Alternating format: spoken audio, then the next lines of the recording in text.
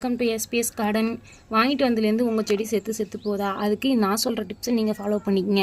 செடி நல்லா துளிர் வரத்துக்கு நம்ம வீட்டில் இட்லி மாவு அரைக்கிறதுக்கு அரிசி கழுவு தண்ணி யூஸ் பண்ணுறோம் பார்த்தீங்களா? அந்த அரிசி கழுவு தண்ணி வேஸ்ட்டாக கீழே ஊற்றுற தண்ணி நம்ம செடிங்களுக்கு ஊற்ற போகிறோம்.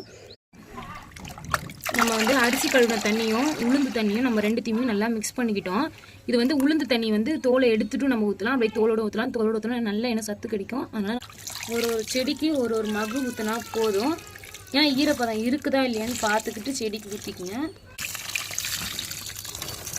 நான் ஏற்கனவே அரிசி கழுவுன தண்ணி ஊற்றிருந்தேன். அந்த தண்ணி ஊற்றின பெனிஃபிட் பாருங்கள். நல்லா இந்த செடி பூக்காமலே இருந்துச்சு. நல்ல துளிர் பாருங்க, குட்டி அழகாக 3 மொக்கு வச்சிருக்கு. இந்த செடியில் அழகாக மொக்கு வச்சு அழகாக ஒரு ரெட் ரோஸ் ஒன்று பூத்துருக்கு. இன்னும் இது ஃபுல்லாக பூக்கல, கொஞ்சமாக பூத்துருக்கு.